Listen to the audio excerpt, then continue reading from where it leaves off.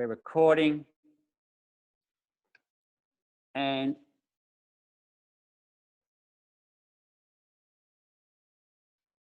I'm hoping that the whole big screen is me.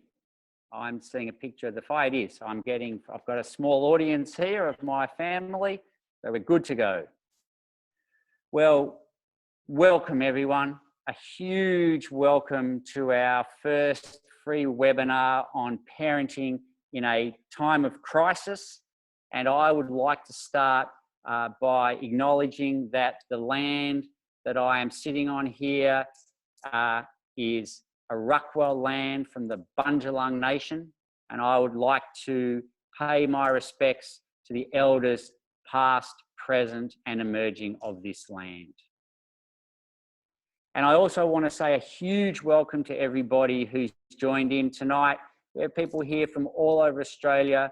We have people here from England, from Holland, Belgium, Finland, Serbia, the Czech Republic, Israel, Sri Lanka, New Zealand, and a whole heap of other countries. And I really want to thank everybody for joining us tonight. We only started advertising this webinar 2 days ago, and the fact that we've had over 500 people register really indicates that we genuinely are in extraordinary times, and something is happening that we've never experienced before. And how we deal with it, if we can deal with it as best as possible, if we can do it well, that will make such an enormous difference. So tonight, I'm going to give you some tips and ideas and some tools, things that you can do with your children.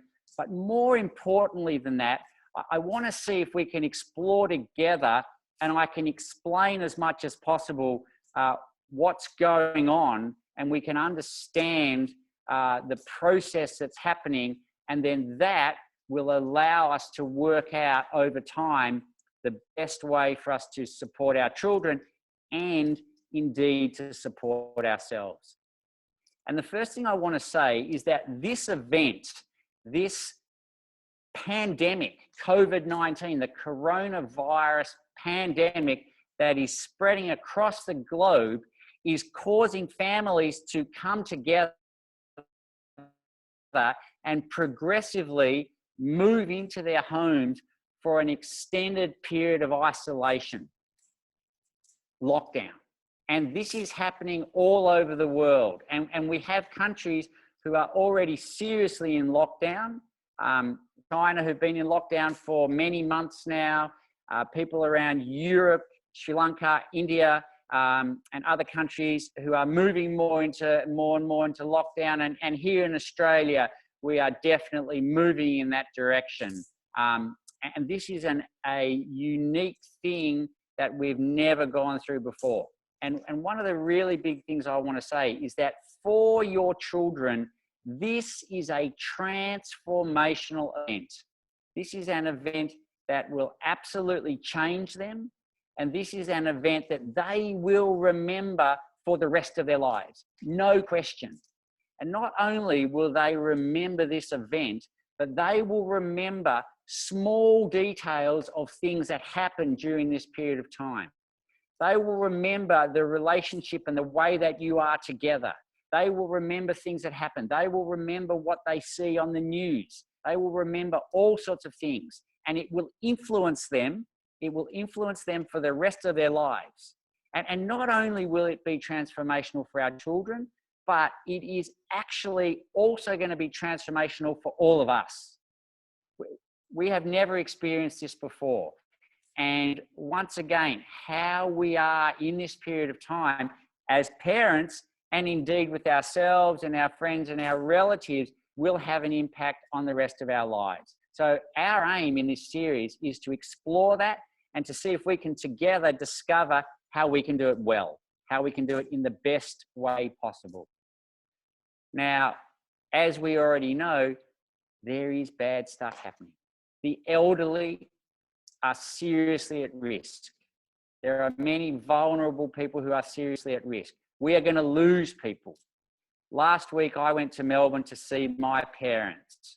My father has just turned 90 years of age, and my mother is 89 years of age. And I went there to help them understand and move into their own, basically lock the doors and understand that from now they can't come out of their house, and that we're going to arrange and organise food to be delivered for them, and that this is a really critical time. And I spent a night in Melbourne with them, and it was very beautiful. I have amazingly gorgeous parents, and I left at 4:30 in the morning, and I don't know where this is going to go. But anyway, Mum and Dad, if you're watching tonight, I send you lots and lots of love. And I hope you are watching.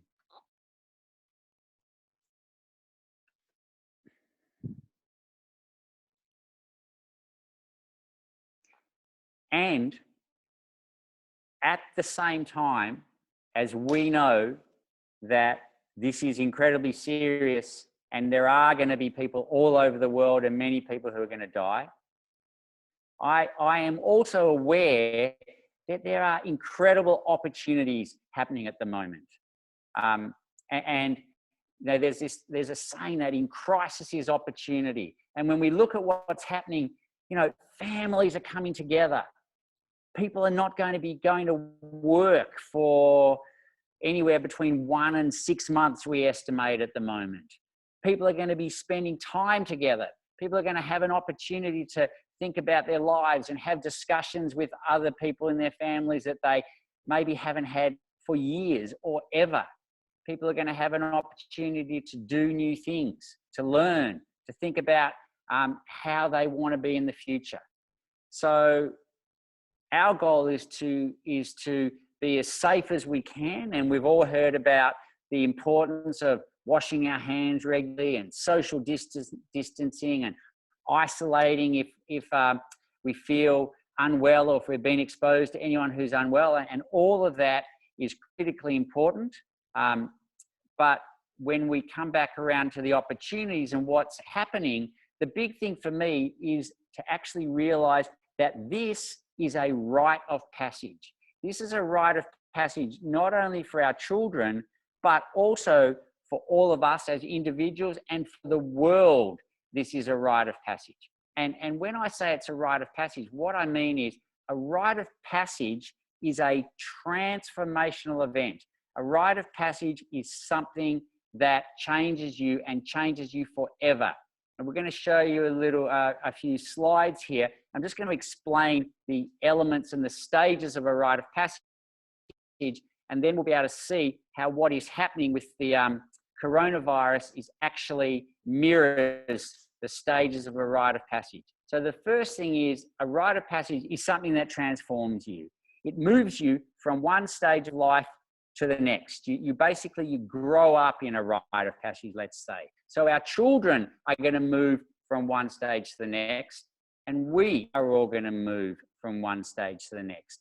And the thing about it is that in a rite of passage, we change. And if we go to the next slide, and I'm going to go like that to Joel when we move forward slides, the classic nature example of a rite of passage is a caterpillar becoming a butterfly. So we have a caterpillar and it goes into a cocoon, spends a period of time there and comes back as a butterfly, which is a completely different state of being from when it was a caterpillar. Now, there are 3 stages of a rite of passage. And the first stage of a rite of passage is a separation. And what I mean when I say a separation is that when we go through a rite of passage in this first stage, we separate from our normal everyday lives. And there is no doubt that what is happening at the moment is that we are separating from our everyday lives. We're moving away from work. We're moving away from going into town and socializing. We can't go to clubs, pubs, movies, swimming pools, gyms, all of those sorts of things. So the life as we knew it is now starting to sort of move behind us. And we are separating from that, and we're actually going into what we would call a container. And what I mean by that is when we go into this container, it's like when the caterpillar goes into the cocoon. So we are all, as families, going into our own containers. And we will have to stay in that container in the same way as a caterpillar has to stay in the cocoon until the transformational stage is over. And so the final stage of a rite of passage is when we come back out of the container, the caterpillar comes out as a butterfly, and we integrate. So all of us at some stage, when we've spent as long as we need to spend, or we, you know, are forced to spend at home doing whatever's happening, we will eventually come out and we will be different. And we will all then have to integrate into our communities in a different way, in however the world is when we come out. And the reality is we don't know what the world is going to be like when we come out. We don't know in that final stage what the world's going to be like. In the same way as when a caterpillar goes into a cocoon, it doesn't know that it's going to come out as a butterfly. We don't know how we're going to come out. Now, this is the thing. Generally speaking, in today's society, to go into this container, people need to be enrolled. And so I'm going to talk about our children, and I'm going to talk about enrollment. So in order to go through a rite of passage, often we will try and enroll people. And to have people enrolled and prepared and willing to go into the container, there are a couple of things that they need. And if we think about our children, generally speaking, they want to feel safe, and they want to see that there's going to be some benefit for them in what's going on. However, if we think about our children at the moment, they don't feel safe. They're scared. They're scared for themselves. They're scared for their parents. They're scared for their grandparents. They're anxious about what's going to happen. So that's the first thing, is they don't feel safe. And definitely, they're not seeing a benefit. They're not going, oh, this is fantastic, I'm excited. A lot of them are actually very unhappy about it. My fireman tonight is Saxon, my 16-year-old stepson. You want to say good day, Saxon? Hey, guys. And I can tell you, Saxon is not very impressed about what's going on. Saxon, out of 10, how impressed are you with what's going on at the moment? Pretty good, I guess. All right, well, he's improving. That's not actually the feedback we've been getting the last few days. So, you know, not only are our young children often not happy about it, but I'm sure there are a number of you who are dealing with difficult teenagers. And we need to know that. We're not actually in the container yet. We're moving into the container. And because a lot of our children don't feel safe and they don't see any benefit, that's a big reason why we are seeing the anxiety, why we're seeing you know, they may be exhibiting elements of depression, or they may be angry, or all sorts of things may be coming up. Because we know, all of our research shows, is that when children don't feel safe, when they don't see benefit, when they're not enrolled, they will often act out. So the first thing I need to say to you is that if your children are not acting normally or well, that is probably quite normal at the moment, because they are moving from what in Australia and in many countries around the world hopefully is a fairly safe environment, and an environment they know and understand, into one which is very foreign for them. And these children, most of them, will not have been through this sort of scenario before. So a part of what we absolutely need to talk about tonight is how can we enroll our children, and how can we make it so they understand it will be safe for them, and it will be as safe as we can make it. And even how can we support our children to see that there are going to be benefits in what we're doing. So if we can do those things, that will change the situation enormously. If we just move through this model that we're talking about, when we come into this container in a normal rite of passage, there would be someone supporting us. There would be someone facilitating the rite of passage, and that would normally be in many communities there would be elders, and there would in fact be a community holding the rite of passage together. So when I turned 13, I went through a rite of passage to signify that I was in theory moving from being a boy to a man.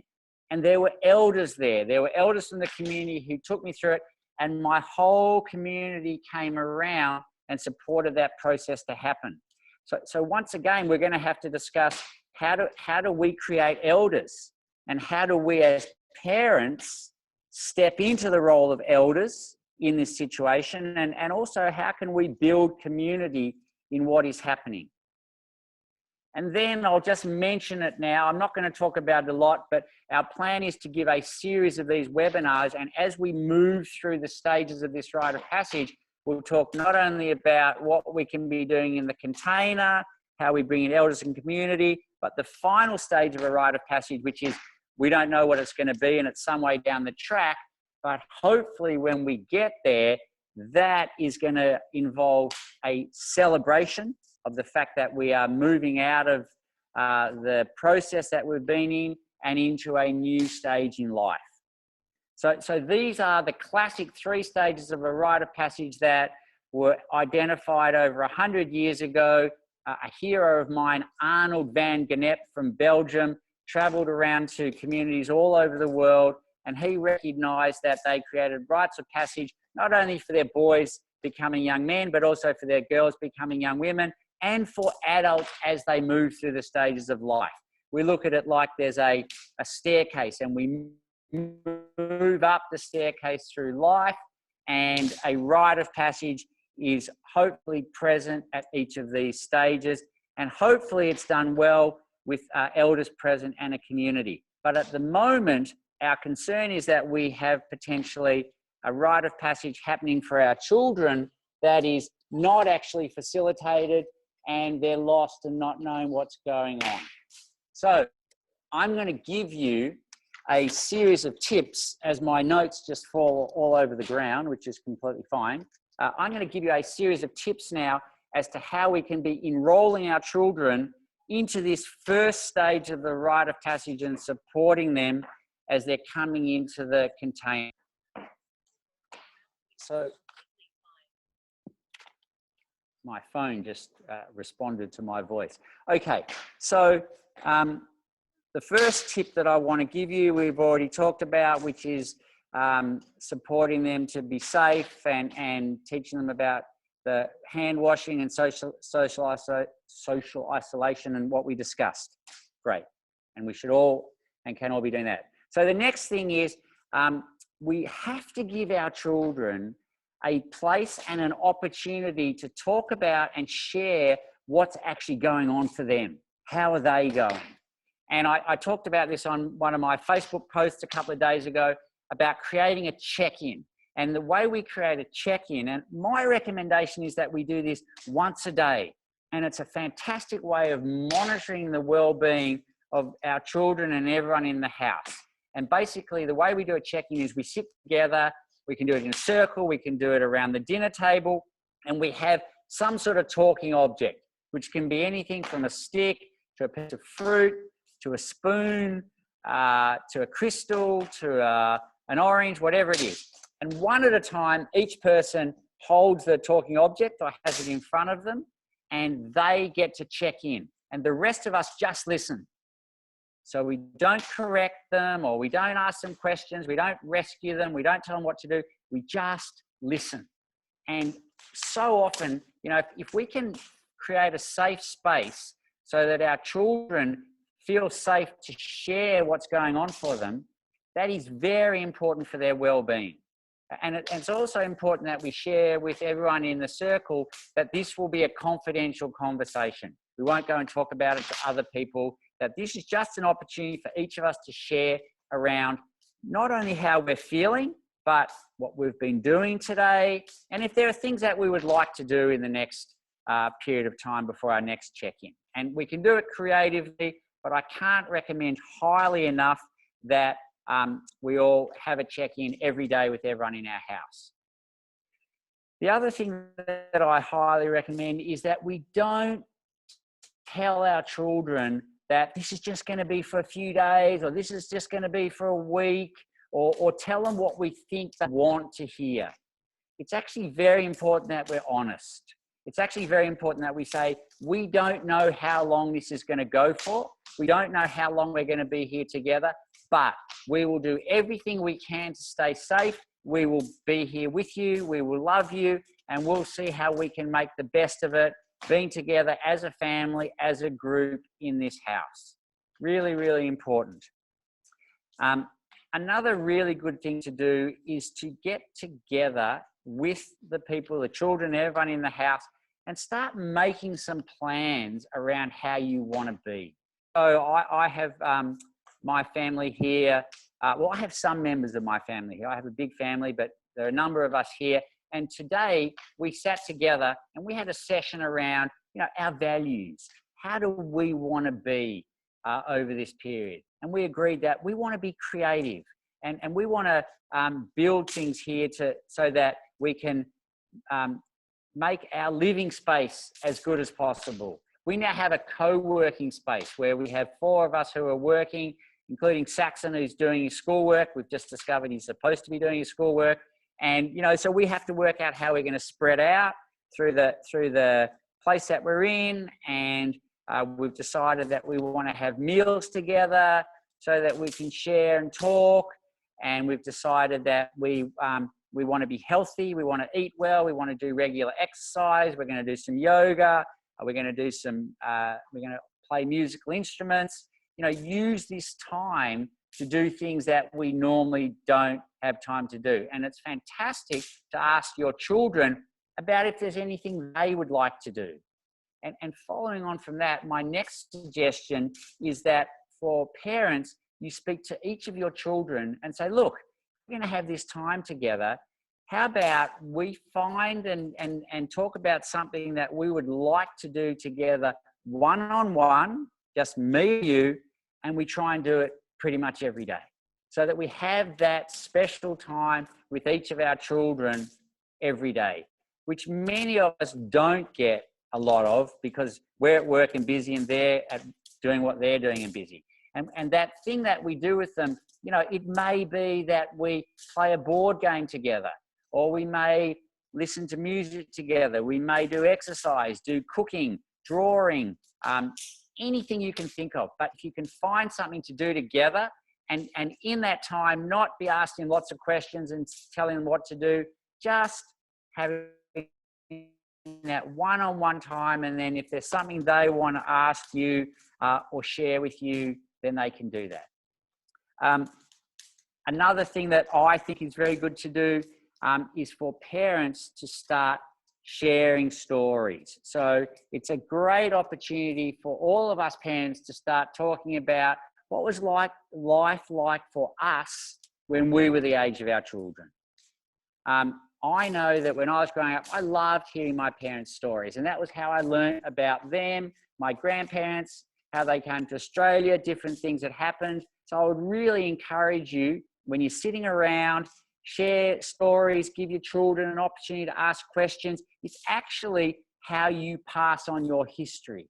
And given that so many people are so busy and we often don't have time to share stories, this period of time now is a great opportunity.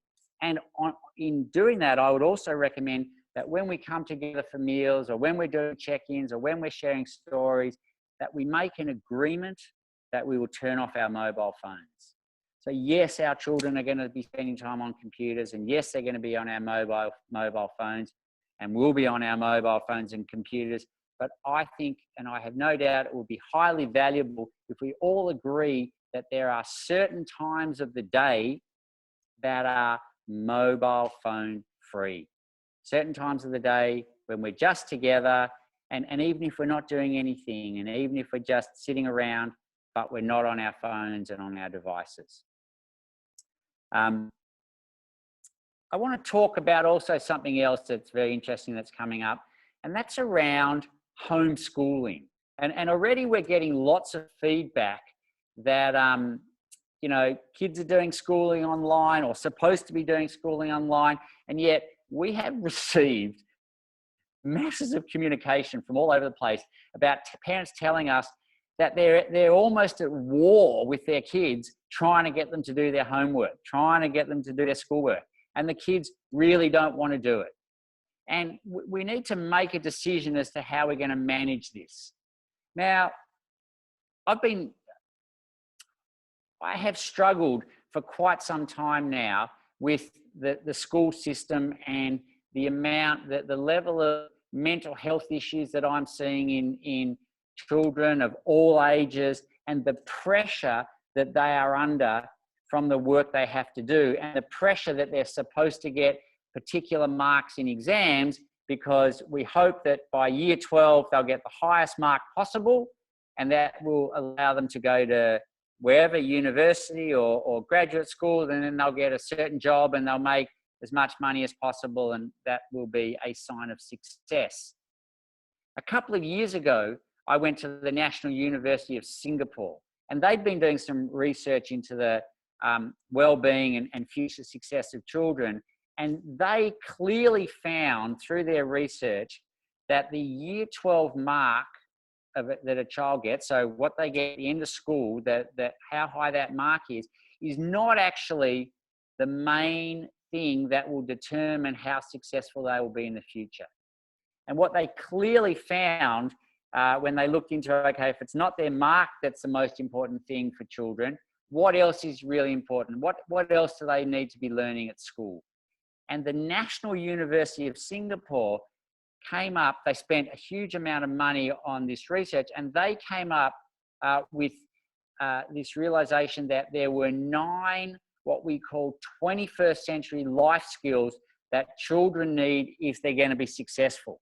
Now, yes, it's good if they get a good mark at school, but they found that as or even more important is that our children are learning about resilience, the ability to bounce back when there's adversity or stress or problems. That curiosity is hugely important. Looking for new experiences, adaptability to adjust our thoughts and behaviors in changing circumstances. And if we just look at those first 3, as we're moving into this pandemic and going home, surely our children, this is an incredible opportunity for them to learn resilience and to be curious about other things and to be adaptable. Another 21st century skill is insight. So to be able to understand their own thoughts, feelings, and behaviors. And check-ins are a fantastic way to do that. Empathy, to understand and share their feelings, once again through check-in. Emotional sensing, to read and manage emotions in self and others. And I'm telling you, you're about to spend an extended period of time in close proximity with a number of other people. It's an incredible opportunity to get some emotional sensing skills. Entrepreneurial thinking, which is a mindset where you can look for new opportunities. Pursuing convictions, doing what you believe in and overcoming obstacles.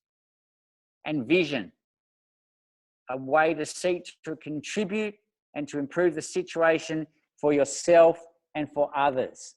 And when I look at the opportunities that are coming up in this rite of passage, I have to say, and certainly at this stage, and I hope this is not too controversial, but for me, if our children are not doing an enormous amount of schoolwork, but if they are learning these 21st century life skills of resilience, curiosity, adaptability, insight, empathy, emotional sensing, entrepreneurial thinking, pursuing their convictions and vision, what an amazing opportunity that would be for them. When we've done research with headmasters all around the country and all around the world, and the biggest thing that they tell us is that the children today don't have resilience. They tell us that emotional intelligence is a big issue. Curiosity is much less than it's ever been before.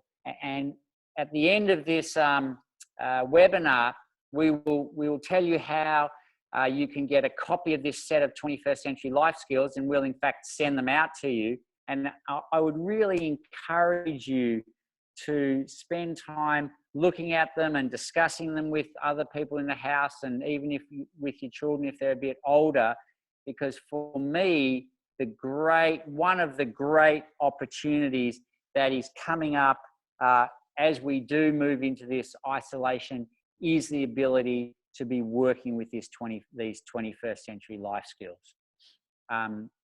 The reality is for our children that it's not going to be easy all the way. Things are not going to turn out exactly how we want them to or even expect them to. You know, we are on a journey now. We are on a journey together, and when we go on a journey, we don't know exactly where it's going to end up. But one thing we do absolutely know is that it's not going to last forever. This pandemic will end. We will, at some stage, leave our homes again and move out into the community, and we will do so as different people, but hopefully as better people, as people who have grown up a stage. And once again, I'm talking about not only our children, but us as individuals.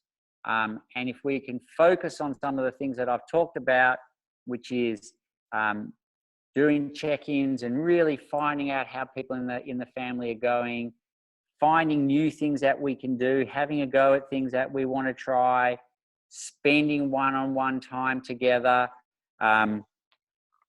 talking about the future, sharing stories. All of these are amazing opportunities for us in this time of crisis. The other thing that I want to talk about is the importance of community. And at this stage, you know, for many of us, our community is quite small. It's those who are in our container, in our house. And I just want to remind everyone that we have an enormous opportunity with technology. We have an enormous opportunity to be doing calls to anyone in the world. And I would once again recommend that as often as possible, you do video calls so that you can actually see the people who are on the call.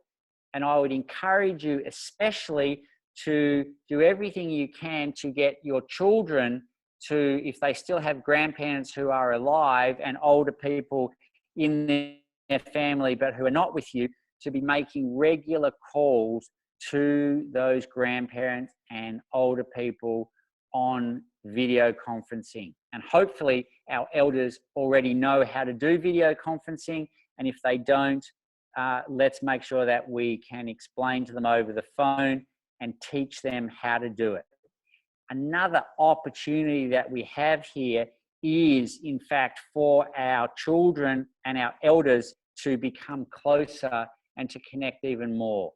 So I know with my parents who are going to be home and are not going out and no one will be visiting them, all of us children and the grandchildren, we will be keeping in contact with them. And there's a really good possibility that we will speak to them more often now in this time that we would have in other times.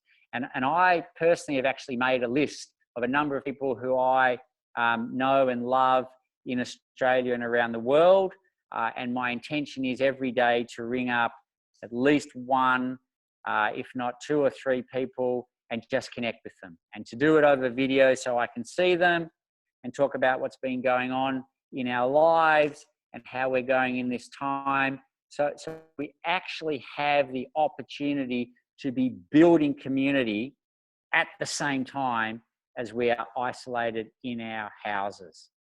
So the plan is with these webinars, today we've focused on the first stage, the separation, and how we can enroll our kids by, you know, letting them talk about what's going on and just being upfront that we're here and we're together and we don't know how long it's going to last, but let's see how well we can do it. And especially asking the children for suggestions. I'm always amazed when you create the right space and you ask children about what they think we could do and how we could do it as well as possible and any ideas that they may have. I'm always amazed and delighted with what they come out with. So it's a fantastic way to not only enroll them, but to also come up with some great ideas that we could be doing with them. So progressively, as we move through time, we will explore more about the container, the period of time when we have genuinely separated from the world that we normally live in. And so I'll talk to you more and more over the coming weeks and months about things that we can do in that middle stage in the container that will support us and that will be really creative for us and that will allow us to grow as individuals and families and communities.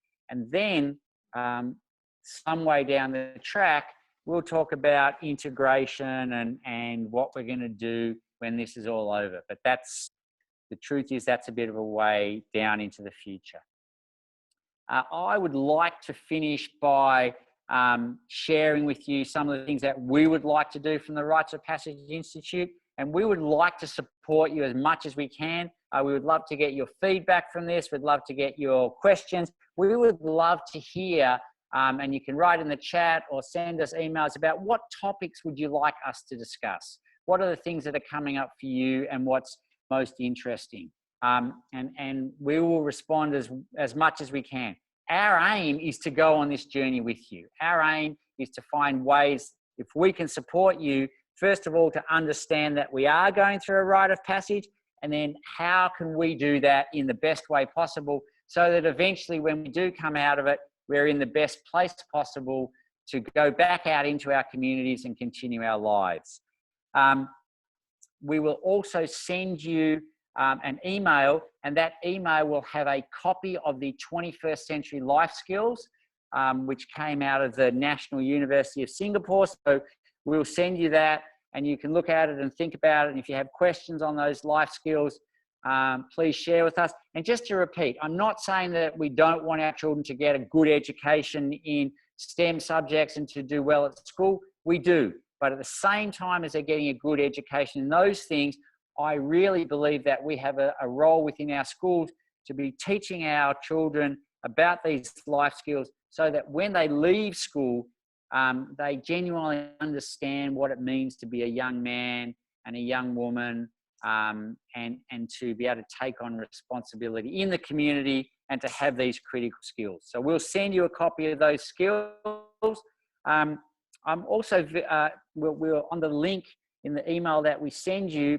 I wrote a book called The Making of Men some years ago, which has sold 25,000 copies here in Australia and being translated into a number of languages around the world. And it talks about parenting and how we can parent our children of different ages and then creating rites of passage. And even though it's called The Making of Men, raising boys to be happy, healthy and successful, I believe that a large part of what I talk about in this book is just as useful and appropriate for raising girls. So you can get a copy of that ebook. There's a button, push the copy and we'll send you out a copy of the ebook. I'm very happy for you to have that book, ebook free.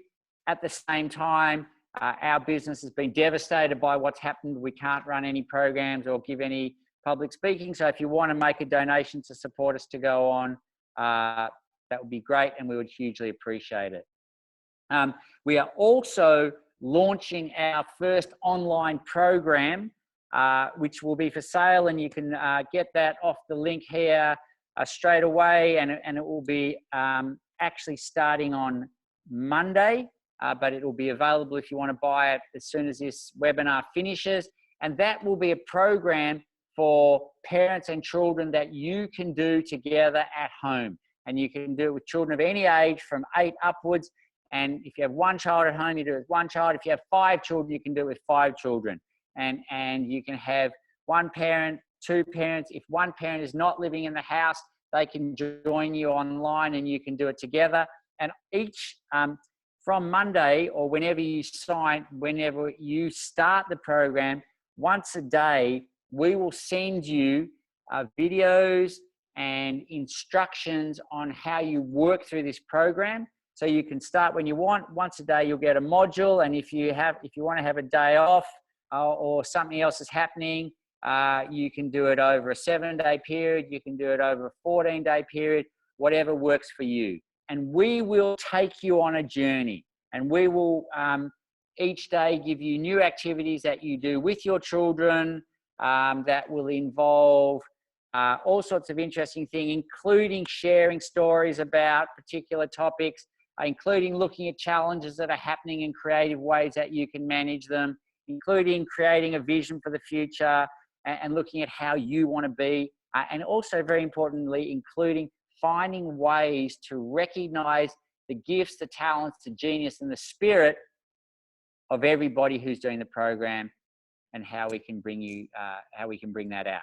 And this program is based on my Rites of Passage framework that I run in Australia and that is running all over the world now, and that has had over 200,000 people attending. And we've taken that program online, and I know that if you get this program and follow the instructions and do it fully, that you will have an amazing and transformative experience. So I'm really excited to be launching this program, and I hope that we'll get a lot of people joining us. And then next Wednesday night, we're going to do another free webinar at the same time, 8 o'clock Sydney time, and we will continue to explore more deeply into a rite of passage and what actually happens when we go into this middle stage of transformation.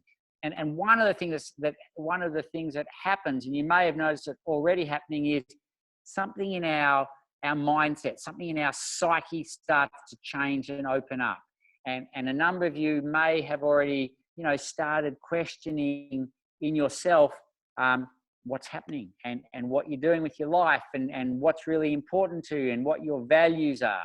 So we'll start exploring what happens in that middle stage and the elements that are always there in a rite of passage within that middle stage of a transformation. So we will, and for those of you who are on Facebook Live, we'll put a link on Facebook to let you know how you can access this information and get the 21st Century Parenting Skills, the free ebook, and find out about the online program and stay in touch for our free webinar again next Wednesday night.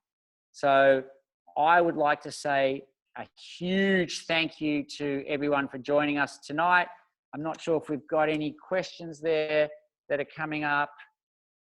They're coming through. How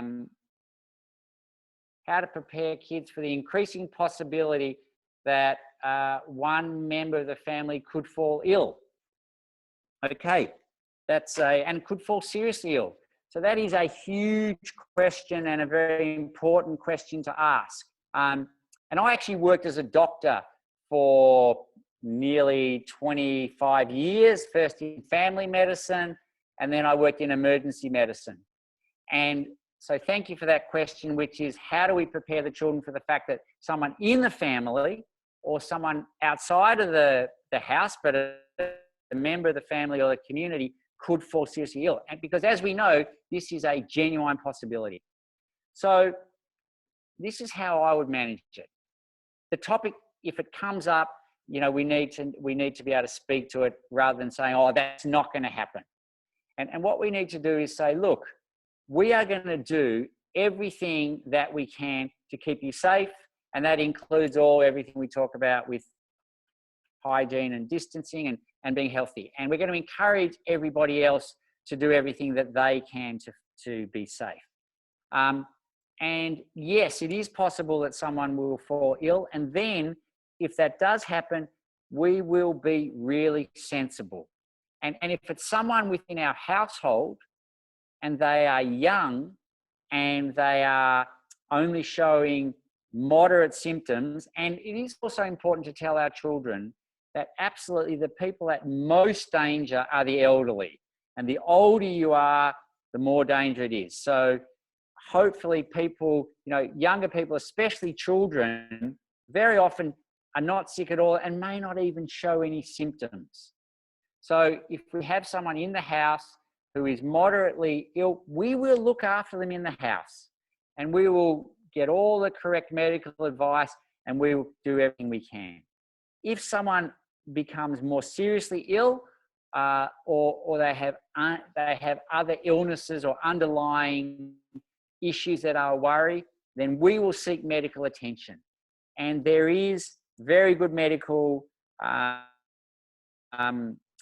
attention available around the world. We also know that hospitals are being overwhelmed. However, we will cross that hurdle when we come to it. And yes, once again, we need to tell them it is a dangerous time, and we are very, very concerned for our elderly, and we are very, very concerned for the vulnerable. We need to do everything we can to support them. We need to do everything we can to make sure that we don't play any part in spreading this virus and making more people exposed to it. And if we can all really be as sensible as possible and listen to the medical advice that's coming in and deal appropriately with what happens, we believe we can minimize the problems that are going to occur. So that is what I would be saying. And we're being honest about it. We're not denying that it will be serious, especially for the elderly and those who are vulnerable. But we're also clearly saying we will manage everything that we can manage, and then where we need to, we will get additional help. I'll see if there's another question. I'll ask Saxon to throw a bit more wood on the fire for me, please. More questions. People are asking if they can send in questions before the next webinar. Yes, we're very, very happy to do that. Someone is asking, how can I keep my son in year 12 to stay motivated to complete his school year while studying at home? I would say there's probably about 500 million to 1 billion people around the world currently asking the question how they can keep their children who are in the later years of high school motivated about what's going on.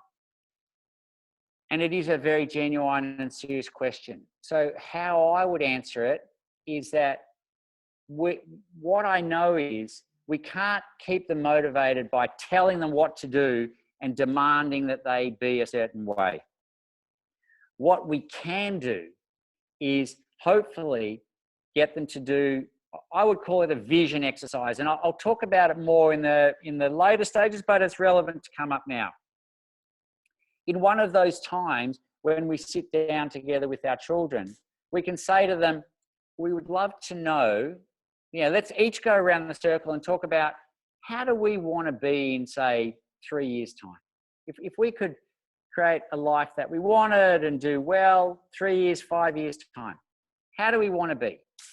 And if we can get our year 12 students, our older students, to be thinking about how they want to be and the things that they want to do in life and the life that they want to live, if we can get them seeing a bit into the future and then potentially get motivated about the future, hopefully then they will start to realize that the only person who can get them there is themselves, and that school and doing well may be one of the ways to get there.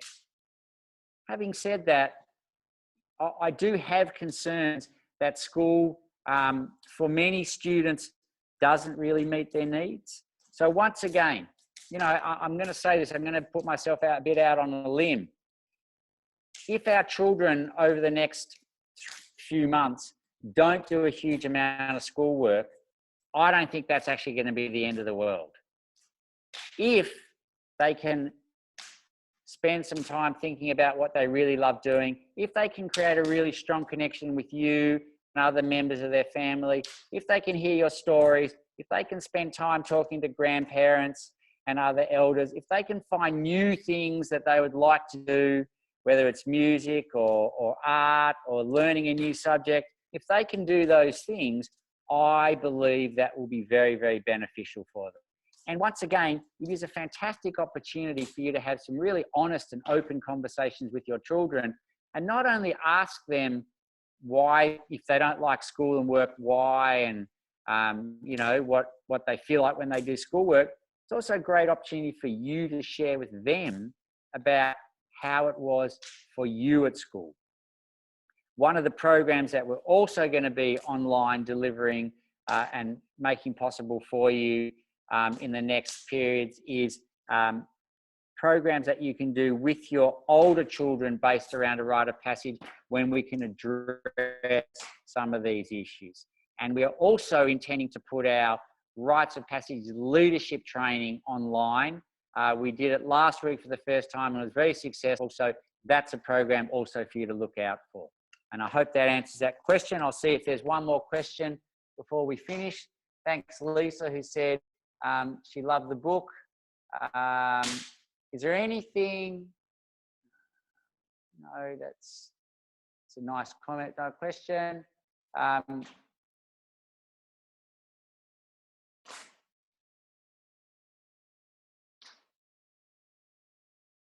Someone's writing here about young adults who are thinking that they are invincible. And yes, we have this situation where teenagers don't want to be at home and they're not particularly worried themselves about getting the virus because they don't think they're going to get sick. And they're also not happy about having to come home and not be out with their friends and not do exactly what they want.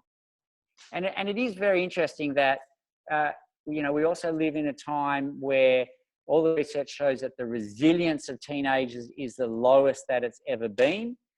And that, you know, there's a lot of entitlement going on where teenagers think that if they want something or if they want to do something, that's enough reason for it to happen. And, you know, the reality is our teenagers, our children, they're going to get a big lesson in the next few months. And I wouldn't be too worried about exactly what's happening now. I would just be observing it, being honest about it, getting them to talk about it, but they are going to have to come home and they are going to have to learn that it's not just about them and even if they want to go out, they can't go out. And even if they want to do certain things, they can't do them. And they are going to learn resilience because they're going to have to stay home for a period of time and they're going to have to get creative and hopefully they're going to engage in healthy conversations with the family. And this is a big topic. And the answer that I've just given here really only touches on it to a small degree. So one thing I will commit to is I will create more information about how we can specifically work with our teenagers and how we can really ensure that what they're going through is genuinely transformational in the most healthy way. And I will put out some more information about that and provide some more tips and programs and videos, particularly regarding our teenagers. So thank you, everyone. Thank you, everyone from around the world for joining us. Thank you for sitting through this webinar. We've got hundreds of people here now. I love this work. I love the opportunity. I do have great concerns about what's going to happen with the coronavirus, but I also very much see that we have an amazing opportunity to do something incredible for ourselves, our families, our communities, and to really create genuine change that will be hugely beneficial. So till we meet again, let's do this well and let's do this together.